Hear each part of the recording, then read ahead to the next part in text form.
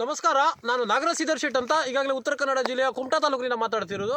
ವಿಷಯ ಏನಂದರೆ, ಈಗಾಗಲೇ ನಾವು ನಮ್ಮ ಸನ್ಮಾನ್ಯ ನಮ್ಮ ಮೋದಿಯವರ ಬಗ್ಗೆ ಸ್ವಲ್ಪ ಹೇಳೋಕೆ ಇಷ್ಟಪಡ್ತೀನಿ. ಯಾಕಂತ ಕೇಳಿದರೆ, ಅವರು ಈಗ ಗ್ಯಾಸ್ ಸಿಲಿಂಡರ್ವನ್ನು ದರವನ್ನು ಹೆಚ್ಚಳ ಮಾಡಿದ್ದಾರೆ.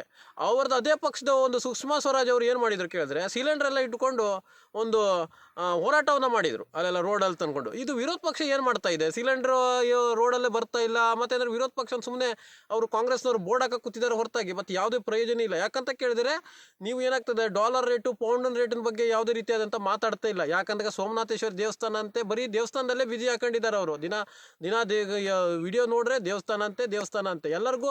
ಆದರೆ ದೇವಸ್ಥಾನ ದೊಡ್ಡದು, ನಮ್ಮ ಧರ್ಮ ನಮ್ಗೆ ದೊಡ್ಡದು. ಆದರೆ ಅದಕ್ಕೆ ಸಂಬಂಧಪಟ್ಟ ಧರ್ಮಗುರುಗಳು ಪುರೋಹಿತರು ಅನ್ನೋದು ಇರ್ತಾರೆ. ಮೊದಲಿಂದನೂ ನಮ್ದು ಪುರಾತನ ಕಾಲದಿಂದ ಇದೇ ನಡ್ಕೊ ಬಂದಿದೆ. ಆದರೆ ಇಲ್ಲೇನಾಗ್ತಾ ಇದೆ ಕೇಳಿದ್ರೆ, ಪುರೋಹಿತರು ಯಾರು, ಧರ್ಮಗುರುಗಳು ಯಾರು, ನಮ್ಮ ರಾಜಕಾರಣಿಗಳು ಯಾರು? ರಾಮನಾದವನು ಒಂದು ರಾಜಕೀಯವನ್ನು ಮಾಡಿದ, ರಾಮರಾಜ್ಯ ಕಟ್ಟುವುದಕ್ಕೆ ರಾಜಕೀಯವನ್ನು ಮಾಡಿದ. ಆದರೆ ಧರ್ಮ ಪ್ರಚಾರಕ್ಕೆ ಧರ್ಮಗುರುಗಳನ್ನು ನೇಮಕ ಮಾಡಿದರು ಮೊದಲಿನ ಕಾಲದಲ್ಲಿ. ಇದು ಹಾಗಾಗ್ತಾ ಇಲ್ಲ, ಇದೆಲ್ಲ ಉಲ್ಟಾನೇ ಹೊಡಿತಾ ಇದೆ. ಮತ್ತೇನಂತ ಕೇಳಿದ್ರೆ, ನಮ್ಮ ಬಾಂಗ್ಲಾದೇಶದಲ್ಲಿ ನಮ್ಮ ಹಿಂದೂಗಳಿಗೆ ಯಾವುದೇ ರೀತಿಯಾದಂಥ ಭದ್ರತೆ ಇಲ್ಲ. ಯಾಕಂತ ಕೇಳಿದ್ರೆ, ಕಳೆದ ಬಾರಿ ನಾವು ಪುಟಿನ್ಗೆ ಒಂದು ಕಾಲ್ನಲ್ಲೇ ಯುಕ್ರೇನ್ ಯುದ್ಧ ನಿಲ್ಲಿಸ್ಬಿಟ್ಟೆ ಅಂತ ಹೇಳ್ತಾ ಇದ್ರು ಆ ಟೈಮಿಗೆ ಇಲ್ಲೆಲ್ಲ ಮೀಡಿಯಾದವರು. ಎಷ್ಟು ಕರೆನೇ ಎಷ್ಟು ಸುಳ್ಳು ನಮ್ಗೆ ಗೊತ್ತಿಲ್ಲ. ಆದರೆ ಈಗ ಅವರು ಅಫ್ಘಾನಿಸ್ತಾನಕ್ಕೆ ನಮ್ಮ ಬಾಂಗ್ಲಾದೇಶಕ್ಕೆ ಒಂದು ಬುದ್ಧಿ ಕಲಿಸೋಕ್ಕೆ ಆಗ್ತಾ ಇಲ್ಲ. ಯಾಕಂತ ಕೇಳಿದ್ರೆ, ಅವರು ಮಿಲಿಟರಿ ನಿಲ್ಲಿಸೋದ್ರಿಂದ ಆಗಿರ್ಬೋದು, ಯಾವುದೇ ರೀತಿಯ ಕೆಲಸಗಳು ನಡೀತಾ ಇಲ್ಲ. ಮತ್ತು ಹಿಂದೂಗಳಿಗೆ ಒಂದು ಭದ್ರತೆಯೇ ಇಲ್ಲ ಅಲ್ಲಿ.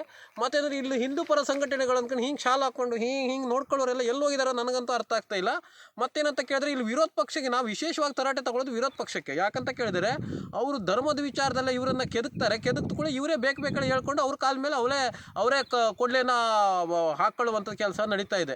ಯಾಕಂತ ಕೇಳಿದ್ರೆ, ಅಭಿವೃದ್ಧಿಯ ಬಗ್ಗೆ ಚಿಂತನೆಗಳು ಯಾವುದೇ ರೀತಿಯಾದಂಥ ನಡೀತಾ ಇಲ್ಲ. ಡಾಲರ್ ರೇಟು ಪೌಂಡ್ ರೇಟ್ ಎಲ್ಲ ತಾವು ನೋಡ್ತಾ ಇದ್ದೀರಿ. ಮತ್ತೇನಂತ ಕೇಳಿದ್ರೆ, ಎಲ್ಲ ಸಾಮಗ್ರಿಗಳ ದರ ಗಗನಚುಂಬಿ ಆಗ್ತಾ ಇದೆ. ಯಾಕಂತ ಕೇಳಿದ್ರೆ, ವಿರೋಧ ಪಕ್ಷ ಬಲ ಇಲ್ಲದಕ್ಕೋಸ್ಕರ ಅವರು ಆ ರೀತಿಯಲ್ಲಿ ಮುಂದೆ ಹೋಗ್ತಾ ಇದೆ ಗಾಡಿ. ಯಾಕಂತ ಕೇಳಿದ್ರೆ, ಮತ್ತೇನಂದರೆ ಇಲ್ಲಿ ಹಿಂದೂಗಳಿಗಾಗಿರ್ಬೋದು ಒಂದು ಭದ್ರತೆಯೂ ಇಲ್ಲ. ಮತ್ತೇನಂದರೆ, ಕಾಲ್ನಲ್ಲೇ ನಾನು ಪುಟಿನ್ ಹೇಳಿ ಒಂದು ಯುಕ್ರೇನ್ ಯುದ್ಧ ನಿಲ್ಲಿಸಿದೆ, ಇಂಥದ್ದೆಲ್ಲ ಮಾತುಗಳು ನಡೀತಿದೆ. ಮತ್ತು ಇಲ್ಲಿ ವಿಶೇಷವಾಗಿ ನಾನು ಏನು ಹೇಳ್ತಿದ್ದೆ ಅಂದರೆ, ಇಲ್ಲಿ ಕಾಂಗ್ರೆಸ್ ಸರ್ಕಾರ ಏನಿದೆ, ಇಲ್ಲಿಂದನೇ ಕ್ರಾಂತಿ ಶುರು ಆಗಬೇಕು. ಯಾಕಂದ್ರೆ ನಮ್ಮ ಕರ್ನಾಟಕದಲ್ಲಿ ಕಾಂಗ್ರೆಸ್ ಏನಿದೆಯಲ್ವಾ, ಇಲ್ಲಿಂದನೇ ನಮ್ಮದು ಇಂದಿರಾ ಗಾಂಧಿಯವರು ಕಟ್ಟಿದಂಥ ನಮ್ಮ ಈ ದೇಶ ಅಂತ ಒಂದು ಬಾಂಗ್ಲಾದೇಶ ನಾಯಿ ಥರ ಇತ್ತು ಆ ಸಮಯದಲ್ಲಿ. ನಾಯಿ ಮತ್ತು ಪಾಕಿಸ್ತಾನ ನಾಯಿ ಥರ ಇತ್ತು. ಈಗ ಬಾಲ ಬಿಚ್ಚೋದಕ್ಕೆ ಶುರು ಮಾಡಿದ್ದಾರೆ ಅವರು. ಯಾಕಂತ ಕೇಳಿದ್ರೆ, ನಮ್ಮ ದೇಶ ಅಂದರೆ ಅವರಿಗೆ ಹೆದರಿಕೆನೇ ಇಲ್ಲ. ಯಾಕಂತ ಕೇಳಿದ್ರೆ, ಚೀನಾದಲ್ಲಿ ತಾವು ನೋಡ್ಬೋದು, ಚೀನಾದಲ್ಲಿ 20 ಕೋಟಿ ಮುಸ್ಲಿಮ್ಸರಿದ್ದಾರೆ. ಅಲ್ಲಿ ಯಾವುದೇ ರೀತಿಯಂಥ ಕೋಮು ಗಲಭೆಗಳಿಲ್ಲ. ಯಾಕಂತ ಕೇಳಿದರೆ, ಅಲ್ಲಿ ಆರ್ಥಿಕವಾಗಿ ಆ ದೇಶ ಬಲ ಆಗಿರೋದ್ರಿಂದ, ನಮ್ಮ ದೇಶ ಆರ್ಥಿಕತೆಯಲ್ಲಿ ಬಲ ಆದರೆ ಎಲ್ಲದರಲ್ಲೂ ಬಲ ಆಗ್ತದೆ. ನಮ್ಮ ಧರ್ಮ ಕೂಡ ಬಲ ಆಗ್ತದೆ, ನಮ್ಮ ದೇವಸ್ಥಾನಗಳು ಕೂಡ ಬಲ ಆಗ್ತದೆ. ಅದೆಲ್ಲ ಇವ್ರಿಗೆ ಮೂರ್ಖರಿಗೇನು ಆಗ್ತಾ ಇಲ್ಲ. ಮತ್ತು ಬುದ್ಧಿವಂತರು ಏನು ಮಾಡಿದ್ದಾರೆ ಕೇಳಿದ್ರೆ, ಇಂಥ ಒಂದು ಫಕೀರಮ್ಮ ಅವರಿಗೆ ಒಂದು ಮತ ಹಾಕಿ ಆರಿಸ್ತಿದ್ದಾರೆ.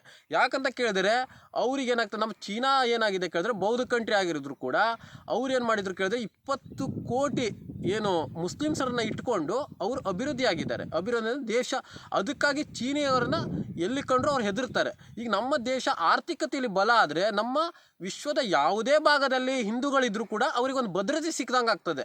ಅದು ಆರ್ಥಿಕತೆಯಲ್ಲೇ ಭದ್ರತೆ ಇಲ್ಲ ಅಂದರೆ, ಇಂಥ ನಾಯಿ ಅಂತ ಬಾಂಗ್ಲಾದೇಶ ಆಗಿರ್ಬೋದು, ಪಾಕಿಸ್ತಾನ ಆಗಿರ್ಬೋದು, ಕಾಲಕ್ಕೆ ಎದ್ರುಕೊಂಡು ಜಗಳಕ್ಕೆ ಬರುವಂಥದ್ದು ಸರ್ವೇ ಸಾಮಾನ್ಯ. ಇದು ದೊಡ್ಡ ಪುಸ್ತಕ ಹಿಡ್ಕೊ ಕೂತವರು ಏನು ಮಾಡ್ತಾ ಇದ್ದಾರೋ ನಮಗಂತೂ ಗೊತ್ತಾಗ್ತಿಲ್ಲ. ಅರ್ಥಶಾಸ್ತ್ರಜ್ಞರು ಅಂತಾರೆ, ಕೆಲವೊಂದು ಜನ ಏನೇನೋ ಅಂತಾರೆ. ಆದರೆ ಇಲ್ಲಿ ಏನಾಗ್ತಿದ್ರೆ, ಹೋರಾಟಗಾರರಾಗಿರ್ಬೋದು ಆದರೆ ಅವರ ಕೂಗು ಕೂಡ ಮೊಟಕು ಮಾಡುವಂಥದ್ದು. ಮತ್ತೇನಾದ್ರು ಅವ್ರಿಗೆ ಎಲ್ಲರೂ ಸ್ವಾರ್ಥಿಗಳಾಗಿ ಕೆಲಸ ಮಾಡ್ತಾ ಇದ್ದಾರೆ. ಯಾಕಂತ ಕೇಳಿದ್ರೆ, ನಮಗೆ ಮೊದಲನೇದಾಗಿ ನಮ್ಮ ದೇಶ, ನಮ್ಮ ಧರ್ಮ ಮುಖ್ಯ. ಯಾಕಂತ ಕೇಳಿದ್ರೆ, ಇಂಥ ರಾಜಕಾರಣಿಗಳು 100 ಜನ ಬರ್ತಾರೆ, ಮುಂದಿನ ದಿನಗಳಲ್ಲಿ ಬಂದು ಹೋಗಿದ್ದಾರೆ. ಆದರೆ ನಮ್ಮ ದೇಶದ ವಿಷಯಕ್ಕೆ ಬಂದಾಗ, ದೇಶ ಮತ್ತು ನಮ್ಮ ಹಿಂದೂ ಧರ್ಮ, ನಮ್ಮ ಹಿಂದೂ ರಾಷ್ಟ್ರವನ್ನಾಗಿ ಮಾಡುವಂಥದ್ದೇ ನಮ್ಮದು ಮೂಲ ಉದ್ದೇಶ.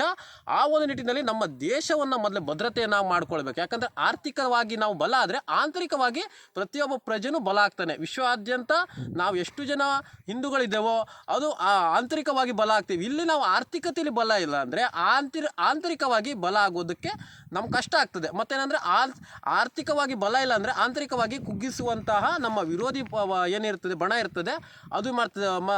ಅವರು ಇದೇ ಕೆಲಸವನ್ನು ಮಾಡ್ತಾರೆ. ಮತ್ತೇನಂದರೆ, ಸೋಮನಾಥೇಶ್ವರ ದೇವಸ್ಥಾನದಲ್ಲಿ 17 ಬಾರಿ ದಾಳಿ ನಡೆದಿದೆ, ಅಲ್ಲಿ ಭದ್ರತೆ ಲೋಪದಿಂದನೇ ನಡೆದಿರುವಂಥದ್ದು. ಯಾಕಂತ ಕೇಳಿದ್ರೆ, ನಮ್ಮ ದೇಶದಲ್ಲಿ ಭದ್ರತೆ ಬಲಿಷ್ಠವಾಗಿದ್ದರೆ ನಮ್ಮದು ಮೊಹಮ್ಮದ್ ಗಜ್ನಿ ಆಗಿರ್ಬೋದು, ಬ್ರಿಟಿಷರಾಗಿರ್ಬೋದು, ಯಾರೂ ಬಂದು ಕೂಡ ನಮ್ಮ ದೇವಸ್ಥಾನದಲ್ಲಿ ಸೋಮನಾಥ ದೇವಸ್ಥಾನದಲ್ಲಿ ಆಗಿರ್ಬೋದು, ಯಾವುದೇ ದೇವಸ್ಥಾನದಲ್ಲಿ ಕೊಳ್ಳೆ ಹೊಡೆಯೋ ಕಾರ್ಯ ನಡೀತಾ ಇರಲಿಲ್ಲ. ಇದೇ ಥರದ ಒಂದು ಬಂಡ ಜನ ಏನಂದರೆ ನಾವು ಅಂಧಭಕ್ತರೇನು ಅಳ್ತೀವಲ್ವ, ಅಂಧಭಕ್ತರ ಕಾಲದಿಂದ ಎಲ್ಲರೂ ಕೂಡ ನಮ್ಮ ದೇಶದ ಭದ್ರತೆಯಲ್ಲಿ ಕೂಡ ಚಿಂತನೆಗಳನ್ನು ನಡೆಸುವಲ್ಲಿ ವಿಫಲರಾಗ್ತಾ ಇದ್ದಾರೆ. ಆ ಒಂದು ನಿಟ್ಟಿನಲ್ಲಿ ಹೇಳ್ತಾ ಇದ್ದೇನೆ.